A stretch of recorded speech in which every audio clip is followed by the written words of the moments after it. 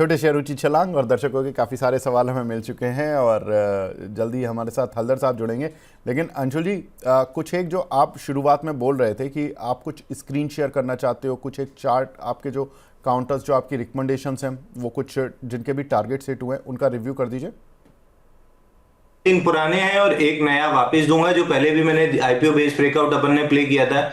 आज उसमें fundamental story change हुई है तो वो भी बताऊंगा। पहले अवंती फीड अगर आपको दिख रहा हो तो बताइएगा। अवंती फीड तो भाई ये तो जबरदस्त, मतलब ये काउंटर तो अंशुल भाई, वरुण जी ने भी 980 पर दिया, उन्होंने करीब 1400 के टारगेट दिए थे आई थिंक, और बेहतरीन तरीके से टारगेट हिट हुआ उनका भी। आपका क्या था टारगेट इसमें और किस तरह से, कहां पे कॉल इनिशिएट हुई थी अपनी? सर, अवंती फीड अपन ने बजट के दिन डिस्कस किया था कि 880 900 इस जोन का जैसे ही ब्रेकआउट ले, ये 426 हफ्ते, थोड़ा और बड़ा कर दे रहा हूं ताकि और क्लियरली दिखे, 426 हफ्ते का बेस बना था। जैसे ही 880 900 का ब्रेकआउट दे, 1300 1380 पहला टारगेट रहेगा, 1700 दूसरा टारगेट रहेगा। पहला आया है, प्रॉफिट बुक कर लेना चाहिए, 75%, 25% छोड़ देना चाहिए अगले टारगेट के लिए। बजाज ऑटो आप पे किया था, बजाज ऑटो आपको याद है 9224 से पहला राउंड हमने प्ले किया था डेली चार्ट पे, डेली चार्ट का प्ले था यहाँ पे। ये ब्रेकआउट हमने प्ले किया था 9800 तक। इस पुल बैक में आके जब यहाँ हायर लो बना तो यहाँ से वापस से हमने बाई दिया था कि वापस अपना हाई बनाएगा 9800 के आसपास का। ये 9920 का बन गया है, यहाँ पे प्रॉफिट बुक कर लेना चाहिए। नीचे जब मूविंग एवरेज में आए तो दोबारा बाई करना है, क्योंकि ऊपर में ये गैप अभी भी छूटा हुआ है 11000 का, तो ये ऊपर नीचे करते हुए गैप फिल करने जाएगा। फ्रेश बाई कहां करना है? अभी बजाज ऑटो तो रोक दिया है कि अभी टारगेट के आसपास आया है, तो फ्रेश बाई कहां करना है? फ्रेश बाई आपको देखना चाहिए हीरो मोटो, लेकिन कंडीशनल बाई है, तुरंत ही नहीं घुस जाना है कि नाम सुना और चढ़ गए, नहीं तो वो आपको झटकार के गिरा देगा। ये पूरा दिख रहा है आपको, 74 हफ्ते का बेस बना है, ये फ्लैग पैटर्न है, फ्लैग पैटर्न का ब्रेकआउट आ रहा है। जैसे ही ये ब्रेकआउट बनेगा, सस्टेन करेगा स्टॉक 5777 के ऊपर, आपको सस्टेन मतलब क्लोज जैसे हाँ, इसके ऊपर क्लोज करेगा चाहिए। बाई कर लेना है। ये डेली टारगेट क्लोज चाहिए क्या आपको अंशुल जी? डेली बीच में डेली रोक रहा डेली हूँ। Close, daily daily close, close ना, डेली ठीक है। क्लोज चाहिए सर।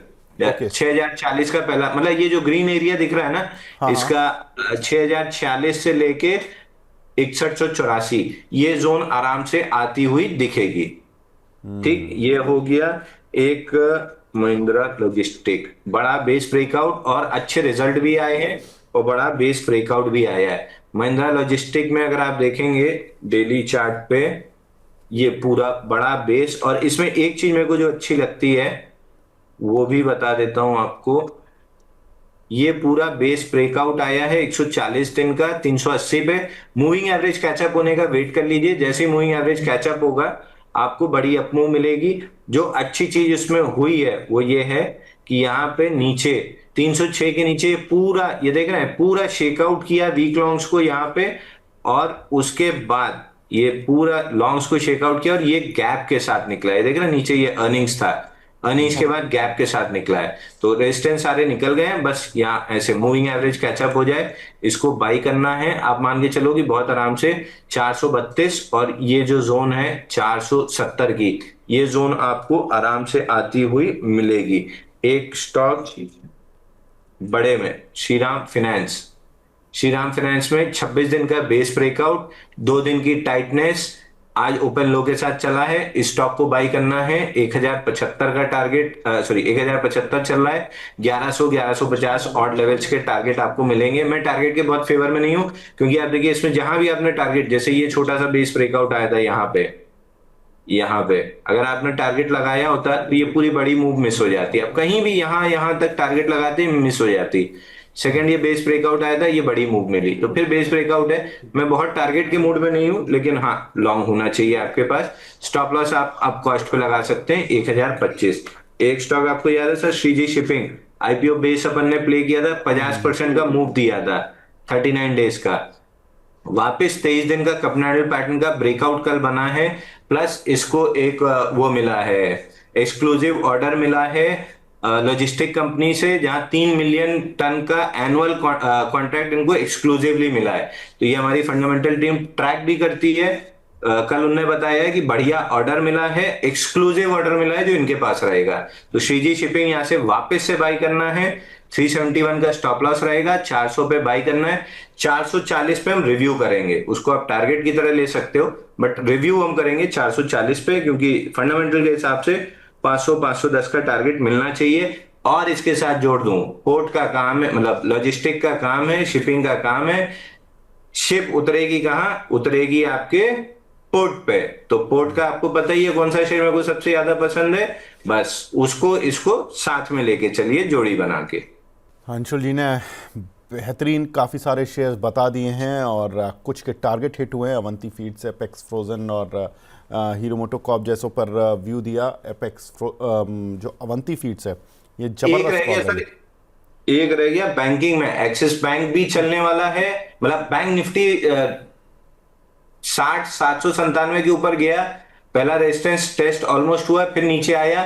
अब दूसरा लेवल है 60 876, ये लेवल नोट कर लीजिए। जैसे ही 60 876 निकलेगा बैंक निफ्टी पे, एक्सिस बैंक ले लीजिएगा, या बॉटम फिशिंग करना है तो एचडीएफसी बैंक ले लीजिएगा, या आईसीआईसीआई बैंक ले लीजिएगा, या यूनियन बैंक ले लीजिएगा। अब एसबीआई लेने लायक बचा नहीं है, या आईडीबीआई बैंक ले लीजिएगा। तो आईडीबीआई, यूनियन, पीएसयू में, प्राइवेट में एक्सिस, इंडसइंड, एचडीएफसी, यहाँ आरआईसीआईसीआई, ये चार। जैसे ही 60 876 निकले, क्योंकि आईटी की पूरी नेगेटिविटी बैंक निफ्टी से ही कवर अप होगी निफ्टी को चलाने के लिए। तो फिर वही रिलेटिव स्ट्रेंथ बैंक निफ्टी में है, रिलेटिव वीकनेस निफ्टी में। खरीदना बैंक निफ्टी है, अगर शॉर्ट ट्रेड बना तो निफ्टी पे बनेगा। ठीक है, तो बैंक निफ्टी भी अब चलने के लिए लगभग तैयार हो रही है और करीब 80-100 पॉइंट की स्ट्रेंथ आ जाए तो उसके ऊपर अगर सस्टेन करता है तो यहाँ से बैंक निफ्टी एक अच्छे रन के लिए तैयार होने वाला है। ठीक है, अब हमारे साथ एक और एक्सपर्ट जुड़ चुके हैं, प्रदीप हल्दर जी, पीएचडी कैपिटल के हेड। प्रदीप भाई क्या हाल है? अरे हल्ला जी आ गए। ऑल गुड विवेक जी, आपको गुड मॉर्निंग, अंशुल जी को good morning, and money nines के सारे व्यूअर्स को। अंशुल जी बड़ा वेट कर रहे थे आपका, मुझसे सुबह ही अरे सुबह अब तो पूछ रहे थे आज हल्दर जी आ रहे हैं क्या। मैंने उनसे कहा कि हाँ आ तो रहे हैं। हल्दर जी को हम इसलिए याद कर रहे थे कि हल्दर जी ने कहा था टाई खरीद लो, टाई पहनोगे तो अच्छा लगेगा। तो देखो मैं टाई खरीद के लाया हूँ कल, नई वाली। नहीं सही है, मैं तो सुबह देख रहा था अंशुल जी को, वही है टाई वाई पहन के बैठे हैं, तो मैं सोच रहा हूँ कि यार एक्चुअली मुझे टाई पहनना नहीं आता और मैं बहुत ही अनकंफर्टेबल फील होता है मुझे। तो मैं वही सोच रहा था कि दूसरे एक चैनल में टाई पहन के बैठा है, अभी इधर मैंने जाके देख रहा 10 हूँ बजते ही से टाई सेटअप उतार के चेंज। फेंकी है, बटन खोला है और हाथ चढ़ाए हैं, तब जाके वापस कंफर्ट और सांस लेने में आसानी हुई है। बिल्कुल ठीक बात है। चलिए अब शुरुआत करते हैं। कुछ एक दर्शकों के सवालों से आप दोनों का काफ़ी वेट हो रहा है। मिस्टर शाहिद जी का सवाल है, वैभव ज्वेलर 153 से 226 से, पता नहीं क्या लिखते हैं भाई, ये क्वांटिटी होगी या प्राइस होगा। वैभव ज्वेलर, प्रदीप भाई इस काउंटर को आप ट्रैक करते हो क्या? सॉरी, ये हमारे कवरेज में नहीं है। वैभव ग्लोबल, ये वैभव ग्लोबल है कि वैभव ज्वेलर्स ग्लोबल ही है? होगा ये अंशुल भाई। ये 226 से इन्होंने लिया नहीं, होगा शायद एक 100। मनोज वैभव जेम्स एंड ज्वेलर भी है और एक वैभव ग्लोबल भी है। अच्छा, अब मनोज वैभव तो नहीं लिखा इन्होंने, क्योंकि इन्होंने वैभव ही लिख के छोड़ दिया है और ये 226 का भाव बता रहे हैं।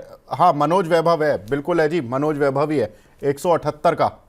बिल्कुल, इस पर अंशुल जी व्यू दे दीजिए। तो देखिए कंपनी जो प्रॉफिटेबल है, पिछले 5 क्वार्टर से देख रहा हूँ 5 से 6 रुपए ईपीएस ग्रोथ है, बट स्टॉक में कोई मोमेंटम नहीं है, ऊपर से नीचे ही की तरफ पूरा मूव बना हुआ है। 26 महीने में 57% करेक्ट हुआ है, तो कोई बाइंग की अपॉर्चुनिटी दिख नहीं रही है। बाउंस बैक इधर उधर 220 तक मिल जाए तो अलग बात है, मतलब ये आपकी लिस्ट में होना नहीं चाहिए। और एवरेज वॉल्यूम भी 63,000 के आसपास का है, तो थोड़ी सी दिक्कत रहेगी। आई वुड सजेस्ट अवॉइड, अगर आपके पास है ही तो एक बार होल्ड कर सकते हैं, बट जैसे ही मौका मिले अपनी गर्दन छुड़ा लीजिएगा, नहीं किसी दिन गर्दन कटने की नौबत आ जाएगी। तो बेटर है कि बहुत जल्दी से इससे पीछा छुड़ा लीजिए जब तक पूरा आईपीओ बेस नहीं बन जाता। बिल्कुल ठीक है। महिंद्रा एंड महिंद्रा, इस पर प्रदीप जी आपकी कोई कॉल?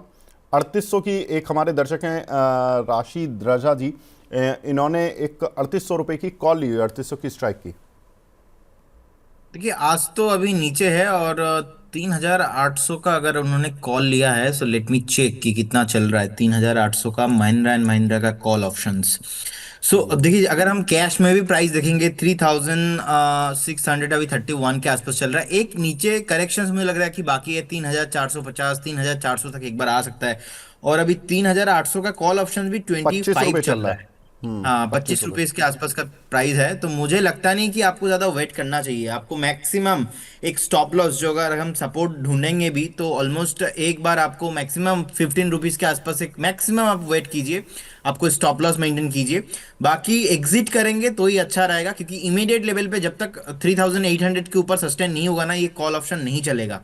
और कहीं ना कहीं टाइम भी है, लेकिन मैं ज़्यादा रिस्क लेने में कंफर्टेबल नहीं हूँ। मुझे लगता है कि मैक्सिमम 15 पे आपको एक स्टॉप लॉस मेंटेन करना चाहिए, बने रहना चाहिए। फ्रेश बाई तो किसी को नहीं करना चाहिए अभी, ना ही कैश में ना ही कॉल ऑप्शन में। अंशुल जी, एक हमारे दर्शक हैं श्रवण सिंह जी, सुपर चैट पर सवाल इन्होंने भेजा है और आपसे तीन इन्होंने क्वेरी पूछी है। एक तो हैप्पी फोर्जिंग, इसमें पूछ रहे हैं कि आईपीओ ब्रेकआउट आ रहा है क्या, और दूसरा है एक्विटास केमिकल और ब्लिस जीवीएस, इसमें बोल रहे हैं कि in both exponential moving averages aligned but bliss में ईएमए बिहाइंड। तो ये जरा देखकर बताइए सब तीनों शेयर के बारे में क्या कुछ आपका व्यू है। अंशुल भाई अनम्यूट कर लीजिए, अनम्यूट। सॉरी सर, ब्लिस में इनका सवाल तो नहीं समझ में आया, लेकिन जवाब दे देता हूं। ब्लिस में 126 महीने का आईपीओ बेस बना है, जिसका ब्रेकआउट 195 रुपए पे बन चुका है करंट वीक में। अगर ठीक ठाक क्लोजिंग होती है करंट वीक की और मूविंग एवरेज डेली पे कैचअप होते हैं, तो आपके पास एक वापस से बाइंग की अपॉर्चुनिटी होगी। 2601 दिन, 548 हफ्ते, 126 महीने पूरा बेस ब्रेकआउट है। इतने बड़े बेस ब्रेकआउट जनरली सस्टेन होते हैं। प्रॉफिटेबल कंपनी है। पिछले 5 क्वार्टर में ईपीएस ₹2 के आसपास का ही दिख रहा है ऑन एन एवरेज। बीच में एक जून 25 में ₹4 का भी था, मार्च में ₹1.5 का था, बट ऑन एन एवरेज ₹2.25 के आसपास का ईपीएस है। तो प्रॉफिटेबल कंपनी है, आईपीओ बेस ब्रेकआउट बना है, तो जनरली सस्टेन होना चाहिए। अगर होता है तो फिर मान के चलिए कि 350 तक के टारगेट आपको ब्लिस जीवीएस में आराम से मिल जाएंगे। दूसरा इनका स्टॉक था एक्विटास केमिकल, अब थोड़ा सा ओवर स्ट्रेच हो चुका है। सेम एक्विटास में ₹700 पे बेस ब्रेकआउट आया था, 2075 हो चुका है। छोटे छोटे ट्रेडिंग बेट मिल सकते हैं, बट अब बहुत रिस्की हो गया है, मैनेज करना आप लोगों के लिए बहुत मुश्किल होगा। I would not suggest a by. अगर बनेगा भी तो बहुत छोटे छोटे स्टॉप लॉस से बनेगा, तो अभी मैं नहीं बाई करने के मूड में हूं। हालांकि दो इनसाइड बार है, अगर 2095 का ब्रेकआउट देता है तो एक 30-40 रुपए के लिए बाई दे सकते हैं। बिफोर लास्ट वीक तक मेरे इंटरेस्ट में बहुत ज्यादा काउंटर था, अब रिस्क रिवॉर्ड मैच नहीं कर रहा है, इसलिए नहीं है।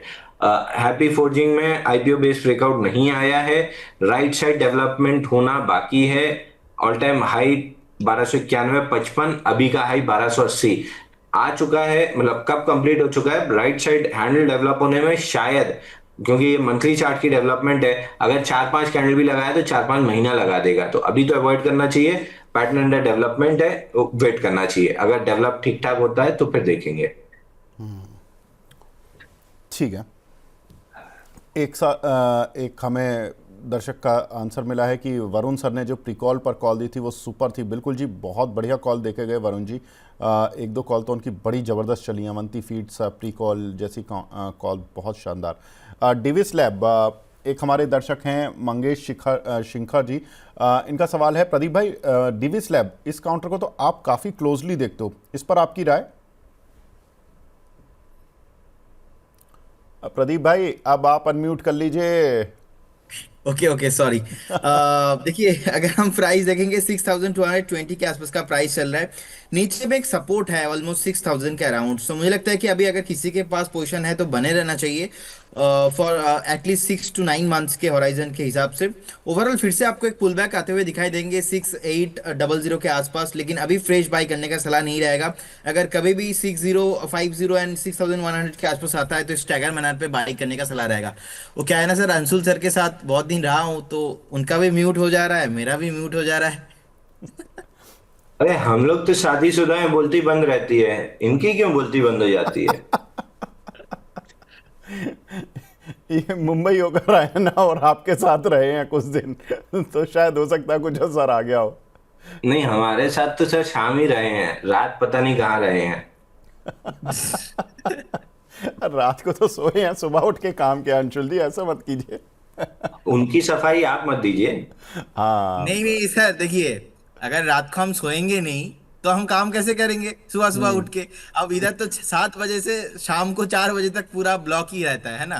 तो वैसे मुंबई में सफाई आए देने हैं। में कि सवाल भी नहीं था। रात को तो सभी सोते हैं, तो सबको ही पता है कि सब सोते हैं, सफाई क्यों दी जा रही है?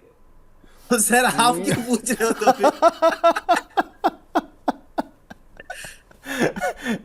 प्रदीप भाई, ये मतलब अंशुल जी ने आपको मुंबई में भी बड़ा खींचा, मतलब आपको थोड़ा परेशान किया, मतलब ग्रिल किया, और मतलब अभी भी ग्रिल कर रहे हैं। मतलब क्या माजरा, क्या है, हुआ क्या है ऐसा मुंबई में? नहीं नहीं, कुछ नहीं है। मतलब अंशुल सर के साथ, मतलब उनका पर्सनैलिटी बहुत ही बढ़िया है। एंड मतलब जो बोलते हैं सामने से आके बोलते हैं।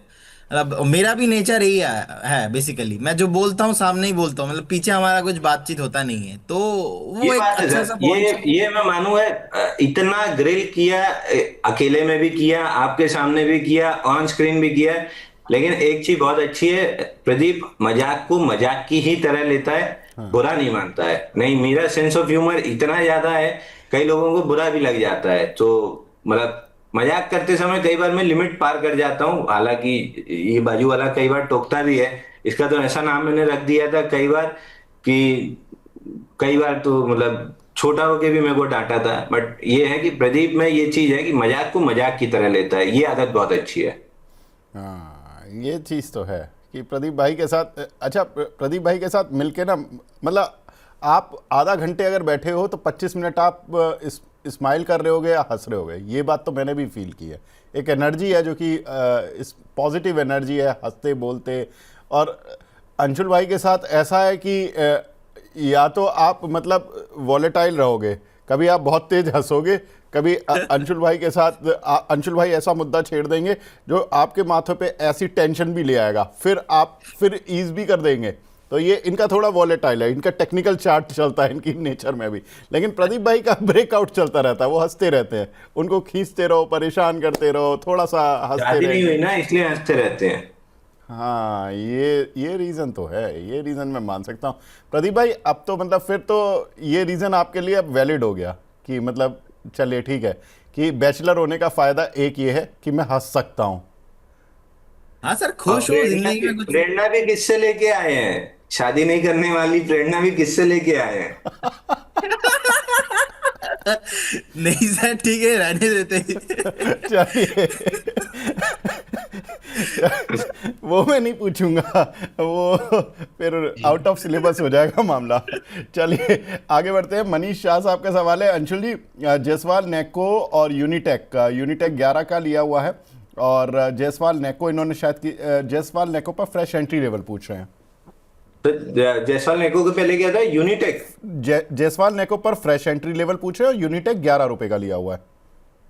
सर देखिए, यूनिटेक भी मरा हुआ काउंटर है। मतलब आई डोंट नो व्हाई लोग इतना अट्रैक्टेड रहते हैं इसकी तरफ। हाँ, नीचे 1 रुपए 40 पैसे से 17 रुपए तक गया था, बट उसके बाद आप देखो ना, वापस से फुस हो गया। उस समय शायद कुछ रिलायंस के टेक ओवर की न्यूज थी या कुछ थी। इस तरह की न्यूज आती रहेंगी, स्टॉक ऊपर नीचे चलता रहेगा, बट डोमिनेंट ट्रेंड नीचे का है।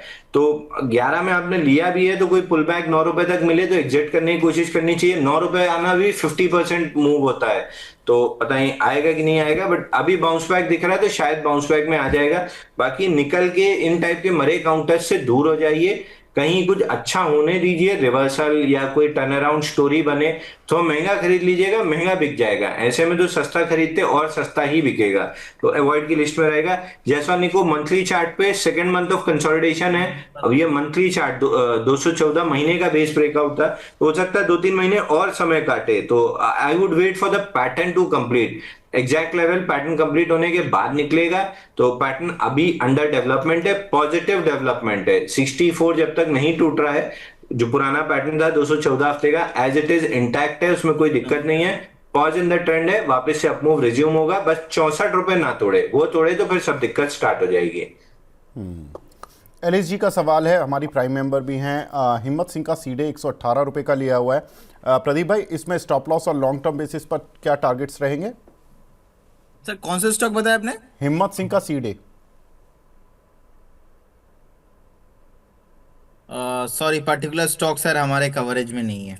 अच्छा, अंशुल भाई आप देख के बताइए हिम्मत सिंह का। आ, सर कल भी इस पे बात हुई थी कि नीचे गैप फिल करने आ रहा है 114 पे, अगर गैप नहीं प्रोटेक्ट हुआ तो फिर नीचे आएगा 104 रुपए तक। ओवरऑल वीक काउंटर है, 13 महीने में 60% गिरा है। अभी तो आई वुड अवॉइड, मैं कोई अच्छी न्यूज ट्रिगर या कुछ इस टाइप का बने या 125 के ऊपर टिकना स्टार्ट करे तब कुछ देखा जा सकता है। बाकी ये बॉटम बाउंस में रिस्क बहुत ज्यादा होता है, रिवॉर्ड कम होता है, तो मैं कोई 52 वीक हाई या ऑल टाइम हाई वाला स्टॉक देखूंगा। अनलेस इसमें कोई फंडामेंटल स्टोरी डेवलप हो रही हो तो अलग बात है, उसका मेरे को कोई आइडिया नहीं है, बट चार्ट पे तो फिलहाल वीकनेस ही है। BLS इंटरनेशनल 284 रुपये का लिया हुआ है अर्जुन जी ने। थोड़ी क्वांटिटी है इनके पास। प्रदीप भाई बताएं इस काउंटर पर आपकी राय।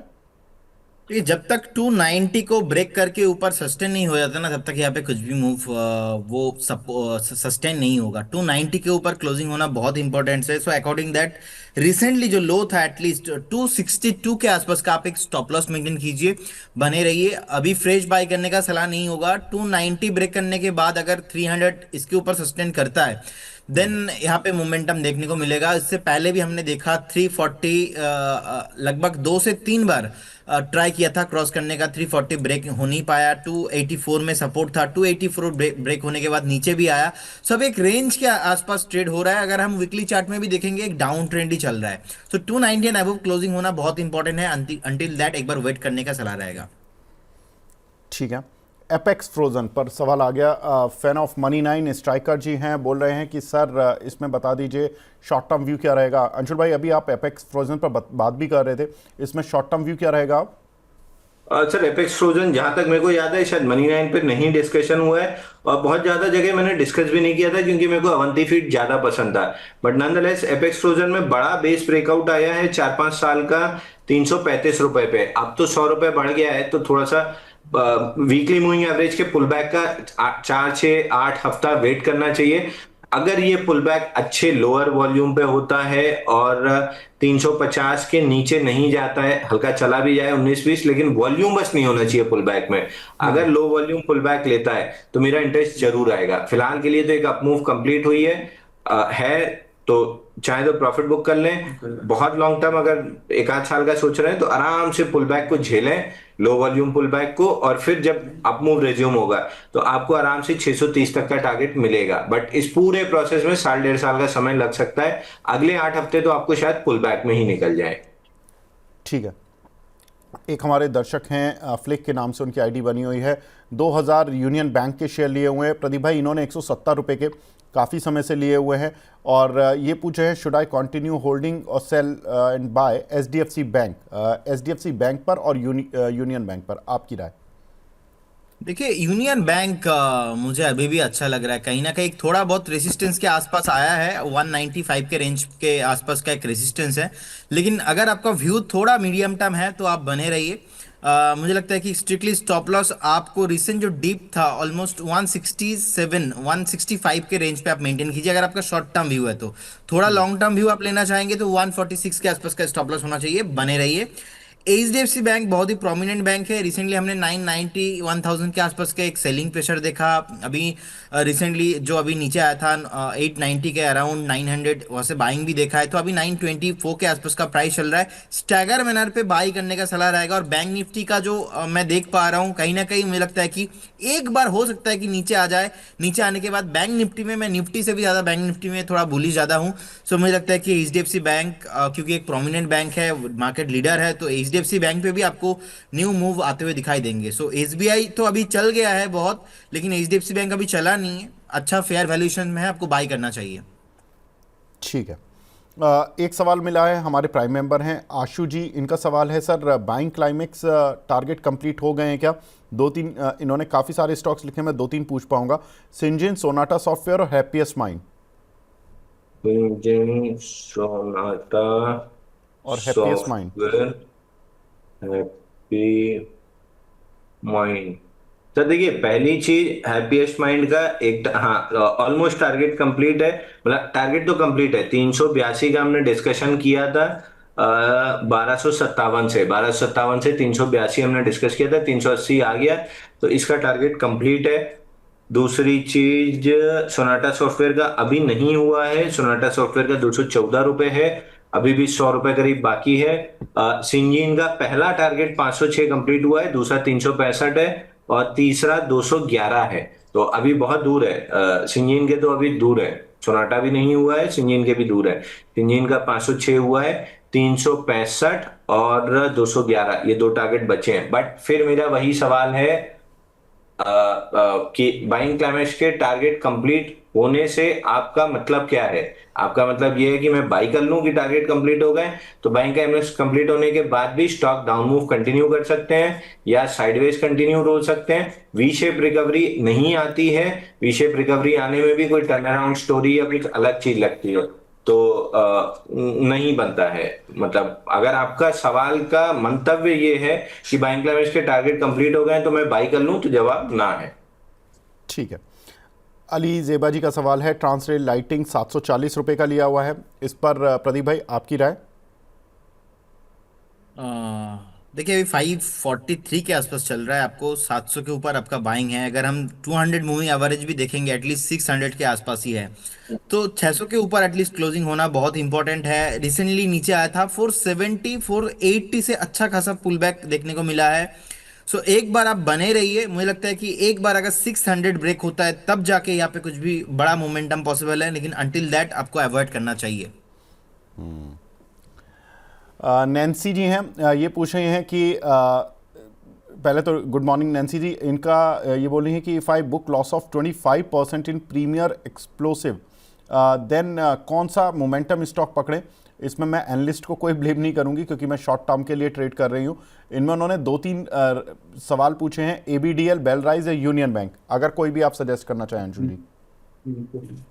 तो बेलराइज में तो अभी फिलहाल शॉर्ट टर्म के टारगेट कंप्लीट हुए हैं, तो बेलराइज में तो कुछ नहीं है। एबीडीएल में बाउंस बैक बन रहा है 564 तक का, बट मैं बाउंस बैक में बायर नहीं हूं। करना भी होता तो 440 के आसपास से करना था, अब तो 564 के टारगेट के आसपास है, तो नीचे से जिसने लिया वो प्रॉफिट बुकिंग में आएगा। तीसरा इनका शायद यूनियन बैंक था ना? हाँ, यूनियन बैंक।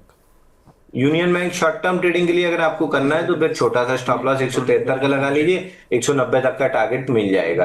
और अगर शॉर्ट टर्म ट्रेडिंग ही करनी है तो एक अभी हमने बाय दिया है इम्फा, इम्प्लाइड, ये इंडियन मेटल फेरो एलॉयज, हाँ जो भी IMFA, हाँ हाँ, ये अभी IMFA, अभी बाय हाँ। दिया है।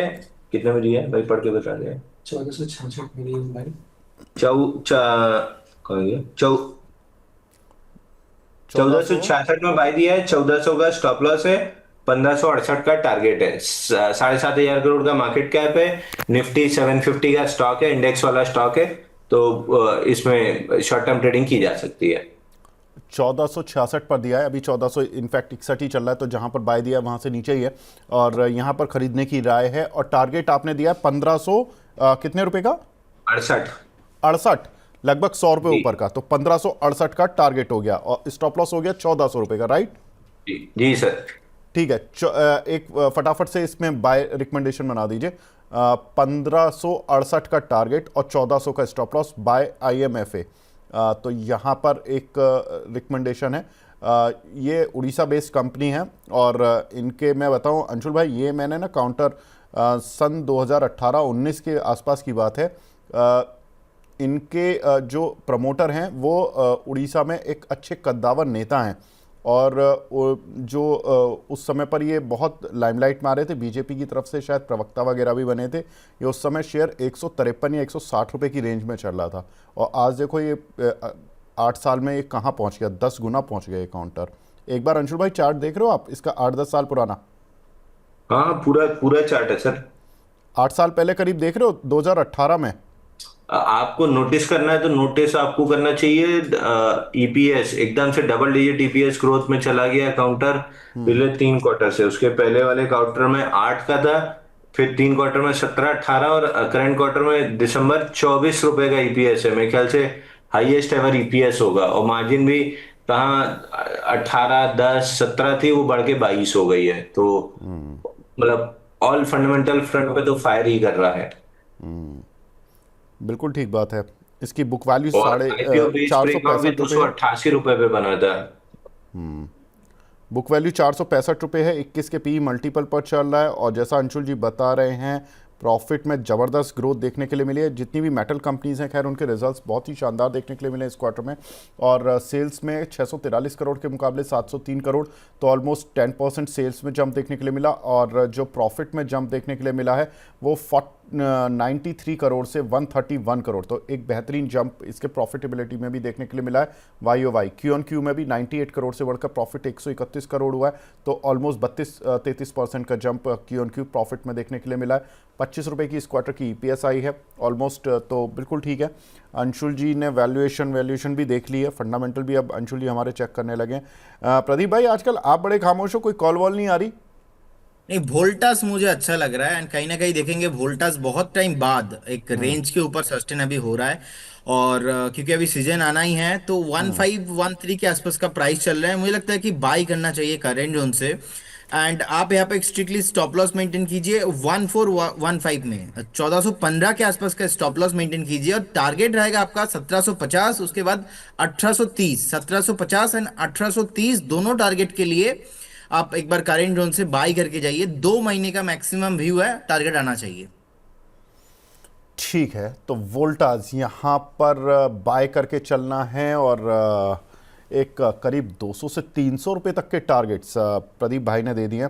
प्रदीप भाई, एक बार दोबारा बता देंगे क्या टारगेट बताया आपने? 1750, 1830, 1750, उसके बाद 1830 एंड अबव जाने के लिए रेडी हो सकता है। और 1415 में स्टॉप लॉस मेंटेन करना है। बिल्कुल ठीक है। 100 रुपये नीचे का स्टॉप लॉस, और टारगेट है आपको 235 रुपये ऊपर का पहला टारगेट, और दूसरा टारगेट तो आपको 315 रुपये ऊपर का टारगेट है। तो बिल्कुल ठीक है, रिस्क रिवॉर्ड के लिहाज से हाँ 1830 है, तो 315 रुपये प्लस के टारगेट इसमें हो गए हैं, और 100 रुपये नीचे का स्टॉप लॉस। प्रदीप भाई, अगर कोई एफ एंड ओ में प्ले करता है तो एफ एंड ओ में भी पोजीशन बना सकते हैं क्या? देखिए, एफएनओ भी ले सकते हैं, लेकिन एफएनओ मैं क्योंकि बोलता नहीं हूँ, तो मैं उसमें कमेंट नहीं करूंगा, क्योंकि उसमें अलग से डिस्क्लेमर डिस्क्लोजर लगता है। तो मेरे हिसाब से कैश में आपको पोजीशन बिल्ड करना चाहिए। ठीक है। श्वेता सक्सेना जी हैं, ये पूछ रही हैं एटीजीएल 1 महीने के लिए बाय कर सकते हैं क्या? अंशुल भाई। सर ATGL 500 नहीं, अभी नहीं, 520 रुपए के आसपास देखेंगे। देखिए, फिर 50 डे मूविंग एवरेज से पलट के आया है, तो आप खाली 50 डे मूविंग एवरेज लगा लीजिए ना। उससे जब दूर रहे 15-20% बाई कर लीजिए, 50 डे मूविंग एवरेज पे सेल कर लीजिए। 565 आया था, वहां से बिका, फिर 520 तक आएगा, 520 पे बुलिश एविडेंस मिलेगा, तो फिर 50 डे मूविंग एवरेज फिलहाल 559 पे खड़ा है, वहां तक की बाउंस बैक बनेगी। बट ऑलमोस्ट ऐसा लग रहा है कि बॉटम डन है। यहां से अब जब भी तेजी आएगी ऊपर में 700 750 रुपए निकल जाएगा। बाइंग 520 के आसपास बुलिश एविडेंस पे देखेंगे। ठीक है। अंशु तोमर जी का सवाल है, एमआरपीएल 190 पर लिए हुए हैं, इसमें क्या टारगेट रखें प्रदीप भाई? देखिए, 190 पे अपने लिया है। लास्ट वीक हम संदीप जी के साथ ही थे, तो बात कर रहे थे, मैंने कॉल भी दिया था। 193 के आसपास मेरा पहला टारगेट था, और सेकंड मेरा टारगेट था ऑलमोस्ट 205 के अराउंड। सो जिस तरीके का पैटर्न अभी यहाँ पे फॉर्मेशन हुआ है, मुझे लगता है कि एक बार स्टॉक आपको 212-13 तक नॉन स्टॉप लेके जाएगा। सो फिलहाल अभी बने रहिए। फ्रेश बाई यहाँ पे नहीं करना, क्योंकि रिस्क रिवॉर्ड रेशियो फेवरेबल नहीं हो रहा है, लेकिन 210-212 जाने के लिए रेडी हो सकता है। कैलाश आर्या जी का सवाल है, इरिडा में क्या करें? 129 की बाएंगे, होल्ड या सेल? एवरेज भी कर सकते हैं, 1000 स्टॉक हैं। अंशुल जी।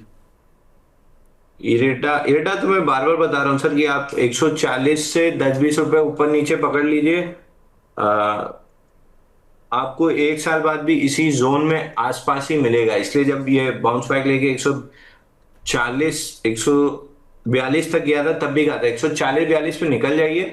20 रुपए ऊपर 20 रुपए नीचे 1-1.5 साल इसी रेंज में मिलेगा। और ये शायद कल आपने भी कवर किया था कि QIP या हाँ, QIP इसका 3000 करोड़ रुपए का QIP आ रहा है। 2000 करोड़ का QIP लेकर आ चुके 165 रुपए पर। वो QIP इतना अच्छा नहीं रहा था, क्योंकि वो मार्केट सेंटीमेंट बहुत खराब चल रहे थे। लेकिन जैसे ही मार्केट सेंटीमेंट ठीक हुए अंशुल भाई, वैसे ही इनका QIP आ गया। दूसरा BHEL का OFS आ गया अचानक से 8% डिस्काउंट पर। तो थोड़ा सा सरकारी शेयरों को लेकर ना मार्केट थोड़ा सा शांत हो गया, साइडलाइन हो गया। साइडलाइन नहीं हो गया सर, डिफेंस की तो कायदे से मतलब बजट के बाद एकदम से ठोका गया है। 4600 का HAL 3950 आ गया। कल फिर 4130 में सेल दिया हूँ, 3099 4099 पे खड़ा है, धीरे धीरे करके 3800 आ जाएगा। बीडीएल आप देखो तो एडा खैर उसमें से अलग आता है। बीडीएल भी आप देखो 1550 से 1264 आ गया, 1140 भी आ जाएगा।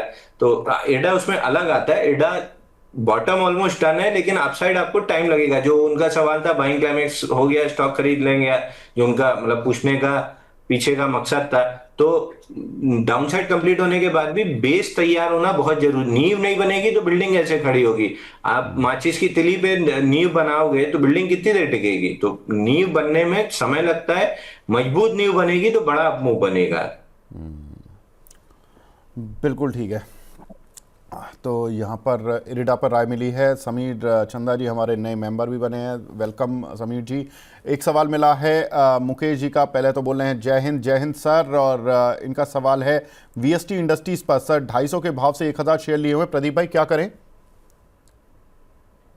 वीएसटी इंडस्ट्रीज देखिए, चार्ट में ओवरऑल देखेंगे एक लगातार सेलिंग प्रेशर ही इसमें अभी भी कंटिन्यू है। थोड़ा बहुत नीचे से एक डेड कैट बाउंस आया था, लेकिन मेरे अकॉर्डिंग तो यहाँ पे बाय नहीं करना चाहिए। अगर हम वीकली पे भी जाएंगे देखेंगे लास्ट 2 3 6 महीने का परफॉर्मेंस बहुत ही खराब है। सो कहीं ना कहीं जिस तरीके का परफॉर्मेंस वीएसटी इंडस्ट्री ने दिखाया है, सो मुझे लगता नहीं कि इमीडिएट लेवल पे बाय करना चाहिए। एंड अभी करेंटली 5 9 एंड इनफैक्ट 100 जो एक्सपोनेंशियल मूविंग एवरेज प्राइस था, इनफैक्ट 200 वो भी 266 के आसपास ही था, उसके नीचे प्राइस आया है। लगातार एक सेलिंग प्रेशर है। जब तक फिर से ब्रेक नहीं हो जाता ना 285 290, उससे पहले इसमें मूव नहीं आएगा। सो आप बाय करेंगे, फंसे रहने का चांसेस बहुत ज्यादा है इसमें। उछाल में एग्जिट होने का प्लान ढूंढिए, सेल ऑन राइज व्यू होना चाहिए। ठीक है। शिपिंग कॉरपोरेशन, समीर जी का सवाल है 265 शेयर है, 265 रुपए के भाव के 1650 शेयर हैं, सेल करें या होल्ड? अंशुल भाई। सर एससीआई में 78 हफ्ते का बेस पैटर्न बना है, जिसके ब्रेकआउट पॉइंट पे खड़ा है। मैं वेट करूंगा 2 से 3 हफ्ते। अगर मूविंग एवरेज कैचअप होने के बाद भी ये लेवल मेंटेन रहे तो फिर शायद बाई में इनिशिएट करेंगे, अगर नहीं तो फिर छोड़ देंगे। तो अभी के लिए अगर है तो होल्ड कीजिए, नहीं है तो मूविंग एवरेज वीकली पे कैचअप होने का वेट करना चाहिए। ठीक है। स्वप्निल जी का सवाल है एप्टस में बाइंग है 270 रुपए की, इस पर कोई व्यू प्रदीप भाई? ओके 270 के आसपास का बाइंग, अभी 254 चल रहा है। एक स्टॉप लॉस मेंटेन कीजिए। रिसेंटली जो डिप था ऑलमोस्ट 242 पे, 242 विल बी स्टॉप लॉस।